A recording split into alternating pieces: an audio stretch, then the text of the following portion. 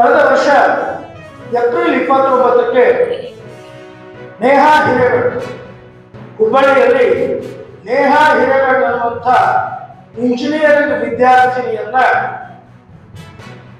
ಕ್ಯಾಂಪಸ್ನಲ್ಲಿ ಬಿವಿಬಿ ಕ್ಯಾಂಪಸ್ನಲ್ಲೇ ಅಮಾನುಷವಾಗಿ ಈ ಲವ್ ಜಿಹಾದದ ಅಡಿಯೊಳಗಡೆ ಹತ್ಯೆ ಮಾಡಿದ್ದನ್ನ ನಾವು ಇಡೀ ರಾಜ್ಯ ಅಲ್ಲ, ಇಡೀ ದೇಶ ಅಲ್ಲ, ಜಗತ್ತೇ ಚಿಕ್ಕ ಎಲ್ಲರನ್ನೂ ಮೆಚ್ಚುಗೊಳಿಸಿತ್ತು. ಎಂಥ ಕ್ರೂರತೆ ಇದೆ!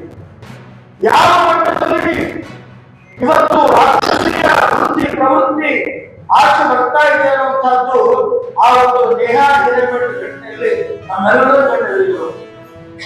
ಅವಾಗ ನಮ್ಮ ರಾಷ್ಟ್ರೀಯ ಅಧ್ಯಕ್ಷರು ಹೇಳಿದ್ರು, ಇದು ಯಾಕೋ ವಿಪರೀತ ಆಗ್ತಾ ಇದೆ, ಇದಕ್ಕೆ ಇನ್ನೂ ಸ್ವಲ್ಪ ನಾವು ಶಕ್ತಿಯನ್ನು ತುಂಬಬೇಕು, ಇದಕ್ಕೆ ಒಂದು ಧೈರ್ಯವನ್ನು ತುಂಬಬೇಕು, ಸಮಾಜದ ನಮ್ಮ ಯುವತಿಯರಿಗೆ ಜಾಗೃತಿಯನ್ನು ಮಾಡಬೇಕು, ಅದಕ್ಕೊಂದು ಏನಾದರೂ ಮುಂದೆ ಹೆಜ್ಜೆ ಇಡಬೇಕು ಅಂದಾಗ ನಮಗೆ ಸಹಾಯ ಮಾಡಿ ಈ ಲವ್ ಜಿಹಾದ್ ಜಾಗದೊಳಗೆ ಸಿಕ್ಕಂಥವ್ರಿಗೆ ಸಾಂತ್ವನಕ್ಕೋಸ್ಕರ, ಧೈರ್ಯಕ್ಕೋಸ್ಕರವಾಗಿ ಅವರಿಗೆ ಒಂದು ಮಾನಸಿಕವಾಗಿ ನಾವು ಅವ್ರ ಜೊತೆಗಿದ್ದೀವಿ.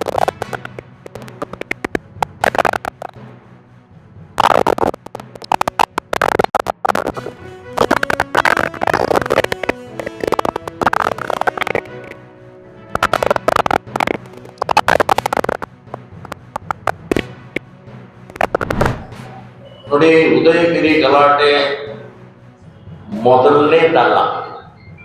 ಮೈಸೂರಿನ ಉದಯಗಿರಿ ಗಲಾಟೆ ಮೊದಲನೇದಲ್ಲ, ಕೊನೆಯದಲ್ಲ. ಇದು ನಿರಂತರವಾಗಿ ಮುಸ್ಲಿಂ ಸಮಾಜಗಳಿಗೆ ಸಭೆ ಆ ವಿಷಯದ ಕುರಿತು ಸಭೆಯನ್ನು ತಗೊಳಿದ್ರೆ ಏನ್ ಸಭೆ ತಗೊಳ್ತಾರೆ, ಮತ್ತೆ ಯಾರ್ಯಾರನ್ನ ಬಚಾವ್ ಮಾಡೋದು, ಇದರ ಹಿಂದೆ ಇರುವಂತ ಕೈವಾಡವನ್ನ ರಕ್ಷಣೆ ಮಾಡೋದಕ್ಕೋಸ್ಕರ ನೀವು ಸಭೆ ತಗೊಳ್ತೀರಿ. ಪೊಲೀಸ್ ಇಲಾಖೆಗೆ ಮುಕ್ತವಾಗಿ ಅವಕಾಶ ಕೊಡಿ. ಒಂದೊಂದು ಇಂಚ್ ಕೂಡ ಒಬ್ಬ ವ್ಯಕ್ತಿ ಮೂಲೆಯಲ್ಲಿ ಎಲ್ಲೆಲ್ಲ ಅಡ್ಕೊಂಡಿರ್ತಾರೆ ಎಲ್ಲರೂ ಒತ್ತು ಒಳಗಡೆ ಹಾಕ್ತಾರೆ. ಪೊಲೀಸರ ಮೇಲೆ ಕಲ್ಲಿಸಿದ್ದಾರೆ, ಡಿವೈಸ್ ಮೇಲೆ ಕಲ್ಲಿಸಿದ್ದಾರೆ. 19 ಜನ ಪೊಲೀಸ್ ಆಫೀಸರ್, ಪೊಲೀಸರು ಮತ್ತು ಪೊಲೀಸ್ ಆಫೀಸರು ಗಾಯಾಳಾಗಿದ್ದಾರೆ.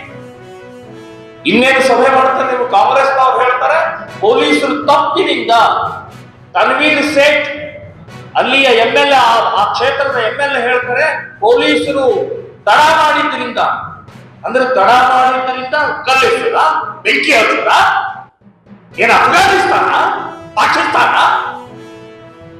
ಭಾರತ ಇದೆ, ಸಂವಿಧಾನ ಇದೆ, ಕಾನೂನು ಇದೆ, ಪೊಲೀಸ್ ಸ್ಟೇಷನ್ ಇದೆ, ಕೋರ್ಟ್ ಇದೆ. ನೀವು ತಡ ಮಾಡಿದ್ರೆ ಕರಡಿ ಕೂತ್ಕೋಬಹುದೇ? ಒಂದು ವ್ಯವಸ್ಥೆ